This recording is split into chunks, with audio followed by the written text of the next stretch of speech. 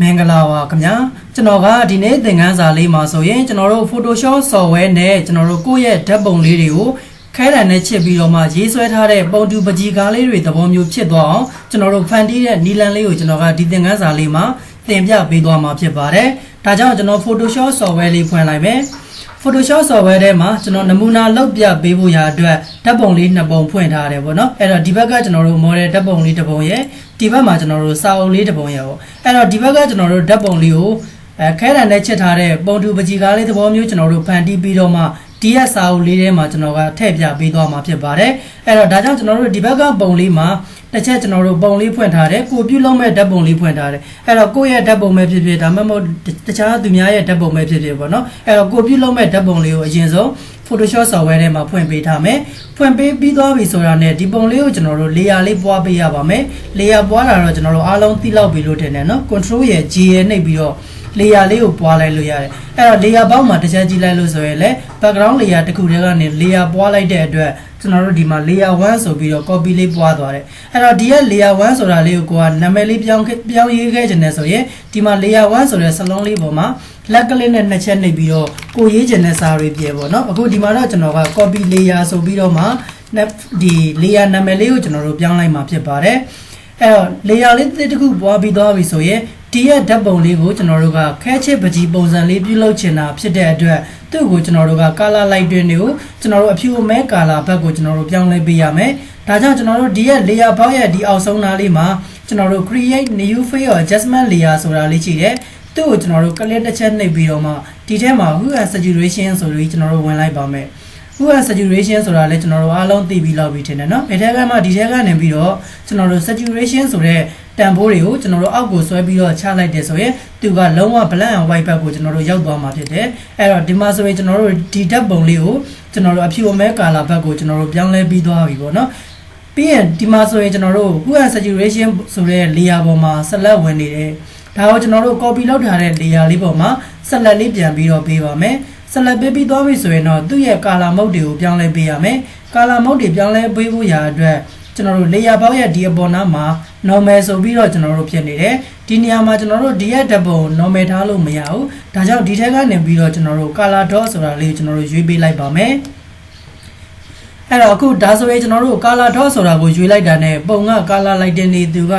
နည်းနည်းပြောင်းလဲသွားတယ်ပေါ့နော်အဲ့တော့ဒီလိုမျိုးလေးပြောင်းသွားပြီဆိုရင်ဒီရဲ့ပုံကိုကျွန်တော်တို့ color invert ပြန်ပြီးတော့မှ color ကိုပြောင်းပြန်လှန်ပါမယ်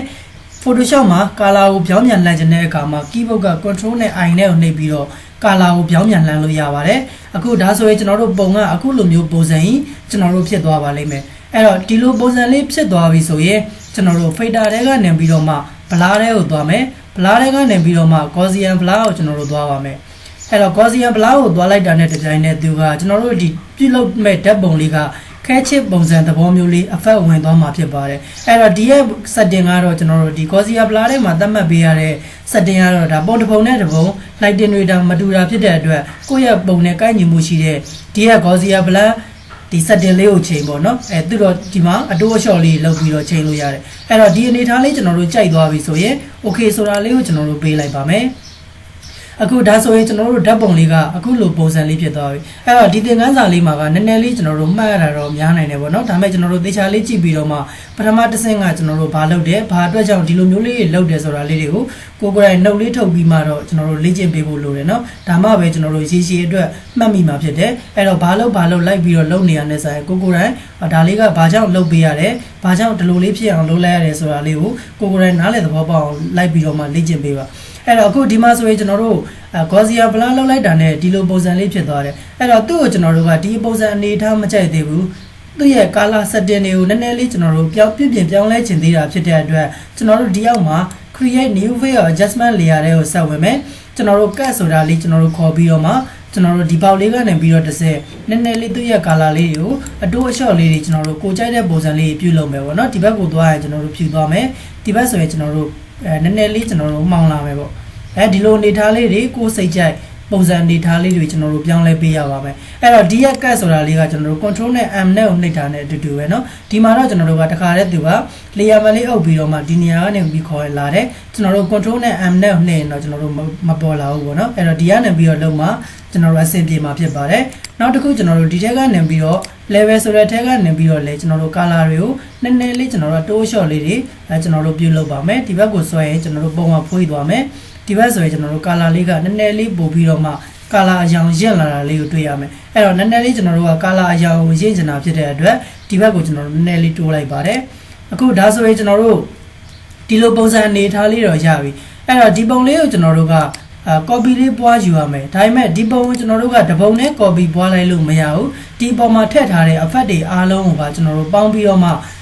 layer တစ်ခုအနေနဲ့တောင်းချင်တာဖြစ်တဲ့အတွက် keyboard ကနေပြီးတော့ control ရဲ့ order ရဲ့ shift ရဲ့ e ရဲ့ကိုတွဲပြီးတော့နှိပ်ပေးရမယ်အခုဒီနေရာလေးမှာကျွန်တော်တို့နည်းနည်းလေးလည်နိုင်တယ်เนาะကျွန်တော်တို့ပုံမှန် layer တွေပေါင်းချင်တယ်ဆိုရင်အကုန်လုံးကို select ပေး control နဲ့ e နဲ့ကိုနှိပ်လိုက်ရင်သူကပုံကအကုန်လုံး layer တွေအားလုံးကိုသူကတစ်ပြိုင်တည်းပေါင်းပေးသွားမှာကျွန်တော်တို့ကဒီရဲ့ layer တွေကိုအားလုံးကိုကျွန်တော်တို့ကပေါင်းချင်တာမဟုတ်ဘူးသူ့ရဲ့ဓာတ်ပုံမှာထည့်ထားတဲ့ကျွန်တော်တို့လှုပ်ဆောင်ထားသမျှ effect တွေအားလုံးကိုတပါးတည်းသူက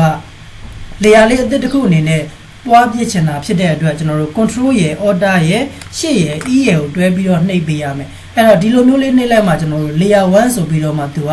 နောက်ထပ် layer လေးအသစ်တစ်ခုရောက်ရှိလာတယ်ဒါလေးကိုကျွန်တော်တို့အပေါ်ဆုံးဆွဲပြီးတော့တင်လိုက်မယ်အဲ့တော့ဒီရဲ့ဓာတ်ပုံလေးကကျွန်တော်တို့လုံးဝမပြောင်းလဲဘူးအောက်ကဟာတွေကျွန်တော်တို့ပြောင်းလဲလိုက်လေဒီပုံလေးကပြောင်းလဲမှာမဟုတ်ဘူးအောက်ကကောင်တွေမျက်လုံးမိတ်ထားလဲကျွန်တော်တို့ဒီပုံလေးကပြောင်းလဲမှာမဟုတ်ဘူးဘာကြောင့်လဲဆိုရင်ကျွန်တော်တို့ကဒီရဲ့ပုံလေးရဲ့အနေအထားကိုရလာအောင်ဒီအောက်မှာကျွန်တော်တို့ထည့်ထားတဲ့ effect တွေအားလုံးကိုရလာအောင် control ရဲ့ order ရဲ့ shift ရဲ့ e ရဲ့ကိုတွဲပြီးတော့နှိပ်လိုက်တဲ့အတွက်ဒီပုံလေးရဲ့အနေအထားမှာအောက်ကပုံတွေအားလုံးမှာသူကကိုစားပြုပြီးတော့မှဒီပုံလေးကရောက်ရှိလာတယ်အဲ့တော့ဒီပုံလေးကကျွန်တော်တို့ဒီမှာလုံးဝကျွန်တော်တို့နောက်ဆုံးလှုပ်ဆောင်ပေးရမယ့်အခြေအနေလေးပေါ့နော်အဲ့တော့ဒီကောင်လေးတွေအားလုံးကျွန်တော်တို့မျက်စိလေးပြန်ပြီးတော့မှဖွင့်ပေးလိုက်ပါမယ်အခုဒါဆိုရင်နောက်ဆုံးကျွန်တော်တို့ effect တွေထည့်ထားတဲ့ကိုကြက်နေတဲ့ပုံလေးဒီပုံလေးအထိကျွန်တော်တို့ရသွားပြီဆိုရင်ကျွန်တော်တို့ဒီခဲချစ်ပကြီးအနေထားပြုလုပ်ချင်တာဖြစ်တဲ့အတွက်ဒီပုံသဘောတရားလေးကကျွန်တော်တို့သိပြီးတော့မှခဲချစ်ပကြီးနဲ့မတူသေးဘူးပေါ့နော်အဲ့တော့ဒီရဲ့ပုံလေးကိုကျွန်တော်တို့ပို့ပြီးတော့မ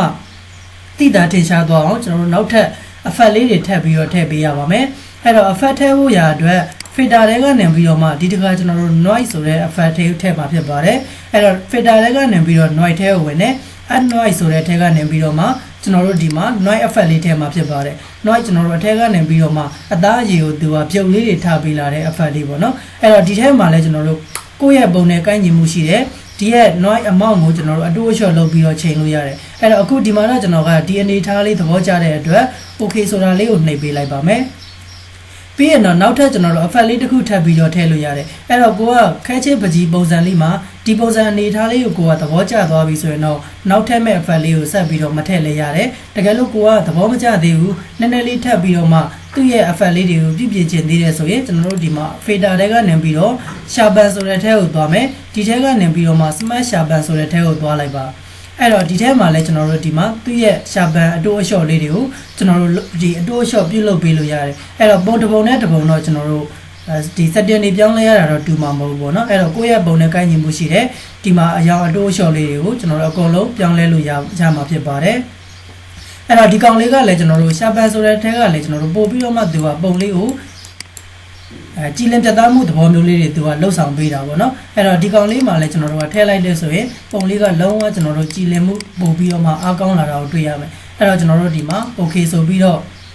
့နှိပ်လိုက်ပါမယ်နှိပ်လိုက်လို့ဆိုရင်ကျွန်တော်တို့ဒါဆိုရင်ဒီပုံလေးကိုသဘောကျသွားပြီအဲ့တော့ဒီပုံလေးကိုကျွန်တော်တို့သဘောကျသွားတဲ့အတွက်ကျွန်တော်တို့ဒီဘက်မှာထည့်မယ်စာအုပ်လေးထဲမှာကျွန်တော်တို့ပြုလုပ်ထားတဲ့ခဲချစ်ပုံလေးကိုကျွန်တော်တို့သွားပြီးတော့ထည့်မှာဖြစ်ပါတယ်အဲ့တော့ဒီပုံလေးကိုထည့်ဖို့ရာအတွက်သူ့ရဲ့ဘာတန်းလေးကနေအောက်ကိုဆွဲချတယ်ဒီရဲ့ပုံလေးကိုကျွန်တော်တို့ဒီဘက်စာအုပ်ထဲကိုကျွန်တော်တို့ဆွဲပြီးတော့ထည့်လိုက်မယ်အဲ့တော့ဒီရဲ့ပုံလေးကိုတော့ဘာတန်းလေးကနေပြီးတော့အပေါ်တက်တက်လေးပြန်ပြီးတော့မှတင်ပေးလိုက်ပါမယ်အခုဒါဆိုရင်ကျွန်တော်တို့ဒီမှာစာအုပ်ထဲကိုရောက်ရှိလာပြီပေါ့နော်ရောက်လာတဲ့အခါမှာဒီပုံကိုကျွန်တော်တို့ control နဲ့ T နဲ့နှိပ်ပြီးတော့နည်းနည်းလေးကျွန်တော်တို့သေးပေးပါမယ်ပြီးရင်တော့ enter လေးခောက်ပါမယ်ဒီပုံမှာကျွန်တော်တို့မလိုအပ်တဲ့နောက်ခံ background တွေကိုကျွန်တော်တို့ဖြတ်ပေးဖို့လိုတယ်အဲ့တော့ဖြတ်တဲ့အခါမှာတော့ကျွန်တော်တို့ Photoshop ထဲမှာဖြတ်လို့ရတဲ့ tool တွေအများကြီးပဲရှိတယ်ပေါ့နော်အဲ့ထဲကနေပြီးတော့မှကိုယ်အဆင်ပြေတဲ့ tool ကိုအသုံးပြုပြီးတော့မှကျွန်တော်တို့ဖြတ်လို့ရတယ်ဒီမှာတော့ကျွန်တော်ကအလွယ်တကူ keyboard က E ကိုနှိပ်ပြီးတော့ eraser tool လေးနဲ့ပဲကျွန်တော်အလွယ်တကူဖြတ်လိုက်မယ် right click နှိပ်ပြီးတော့ ကိုဖြတ်ချင်တဲ့ brush ပုံစံလေးတွေကျွန်တော်တို့ eraser ပုံစံလေးတွေရွေးပေါ့နော်ရွေးပြီးသွားရင်တော့ဒီပုံလေးကိုကျွန်တော်တို့ဖိဆွဲပြီးတော့မှအကုန်လုံးကိုမလိုအပ်တဲ့နောက်က background တွေကိုကျွန်တော်တို့ဖြတ်ပြလိုက်မှာဖြစ်ပါတယ်အဲ့တော့အခုဒီမှာဖြတ်တဲ့အခါမှာတော့ကျွန်တော်တို့နည်းနည်းလေးတက်ရရလေးဖြစ်ရအောင်တေချာလေးကျွန်တော်တို့လိုက်ပြီးတော့မှအသေးစိတ်ဖြတ်ပြီးပေါ့နော်ကျွန်တော်တို့ဒီမှာကဒီသင်ပြပေးနေတာဖြစ်တဲ့အတွက်နမူနာပြပေးနေတာဖြစ်တဲ့အတွက်လွဲပြီးတော့ပါသွားတာမျိုးတွေပိုပါသွားတာမျိုးတွေလည်းကျွန်တော်တို့ရှိကောင်းရှိနိုင်တယ်ပေါ့အဲ့တော့ကိုယ်တိုင်လေ့ကျင့်တဲ့အခါမှာတော့ကျွန်တော်တို့အသေးစိတ်လိုက်ပြီးတော့မှဖြတ်ပေးရမှာဖြစ်တယ်အဲ့တော့အခုထားလိုက်ပါတော့ဒီပုံစံလေးရသွားပြီเนาะအဲ့တော့ဒီပုံလေးကိုကျွန်တော်တို့ကစာအုပ်ထဲကိုတက်လေးရောက်ချင်တာဖြစ်တဲ့အတွက် control နဲ့ T နဲ့ကိုနှိပ်ပြီးတော့ဒီပုံလေးကိုကျွန်တော်တို့နည်းနည်းလေးကျွန်တော်တို့လှည့်လိုက်ပါမယ်အဲ့တော့စာအုပ်နဲ့ကိုက်ညီမှုရှိတဲ့အနေအထားလေးမှာကျွန်တော်တို့ချိန်ပေးမယ်ဒီလောက်အနေအထားလေးမှာကျွန်တော်တို့ချိန်ပေးလိုက်ပါမယ်အဲ့တော့အခုလိုမျိုးလေးကျွန်တော်တို့ထားလိုက်မယ်အန်တာလေးခောက်လိုက်မယ်အဲ့တော့ဒီပုံလေးကကျွန်တော်တို့ဒီဘက်ဘေးကိုသူကကြည့်နေတယ်ကျွန်တော်တို့မလိုချင်ဘူးသူ့ကိုကျွန်တော်တို့ဟိုဘက်ဒီဘက်ကြောင်းမြန်လှမ်းပေးလိုက်မယ်ကြောင်းမြန်လှမ်းချင်တာဖြစ်တဲ့အတွက်အလွယ်တကူ shortcut key နဲ့လှမ်းလို့ရတယ် keyboard က order လေးကိုလက်က E ရဲ့ A ရဲ့ H ရဲ့ကိုနှိပ်လိုက်ရင်ပုံလေးကကျွန်တော်တို့ဒီဘက်ကိုကြည့်သွားမှာဖြစ်ပါတယ်ဟိုဘက်ဒီဘက်သူက horizontal line ကြောင်းမြန်လှမ်းပေးသွားတာဖြစ်ပါတယ်အဲ့တော့ဒီလိုလှမ်းသွားပြီဆိုမှ control နဲ့ D နဲ့ကိုနှိပ် free transform tool လေးကိုခေါ်ပြီးမှကျွန်တော်တို့ဒီမှာစာအုပ်လေးနဲ့ကျွန်တော်တို့ကိုက်ညီမှုရှိအောင်ပြန်ပြီးတော့မှချိန်ပေးပေါ့နော်အဲ့တော့အခုဒီမှာဆိုရင်ကျွန်တော်တို့နည်းနည်းလေးထပ်ပြီးတော့ထောင်လေးကနေပြီးသေးမယ်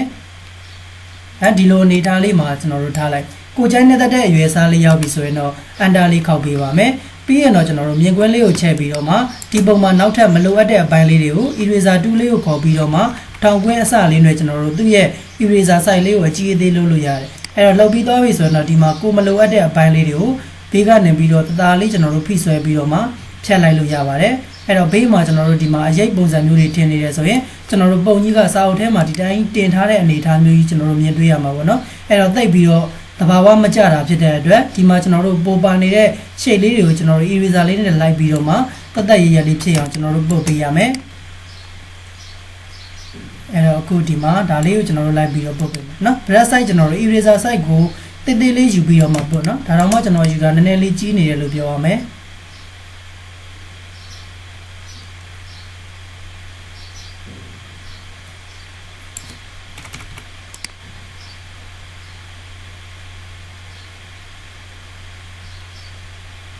အဲ့တော့အခုဒါမှကျွန်တော်တို့ဒီမှာဘေးကလနာတွေမှာကျွန်တော်တို့ပုံနေတဲ့အပိုင်းတွေကိုလိုက်ပြီးတော့ဖြတ်လိုက်မှပဲဒီရဲ့ဓာတ်ပုံလေးကစာအုပ်ထဲမှာကျွန်တော်တို့ဝင်နေတဲ့ပုံစံမျိုးလေးသူကဖြစ်သွားမှာပေါ့နော်စောနာဆိုရင်ကျွန်တော်တို့ဒီပုံကြီးက